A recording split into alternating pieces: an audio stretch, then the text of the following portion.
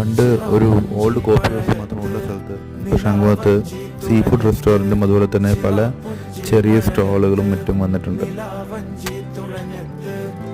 Hostel കിച്ചൻ്റെ first ഫ്ലോറിൽ ചെന്നിരുന്ന് food കഴിക്കണമെങ്കിൽ നമുക്ക് കടൽ കാഴ്ചകളും കണ്ട് ഫുഡ് കഴിക്കാനുള്ള സൗകര്യമുണ്ട്.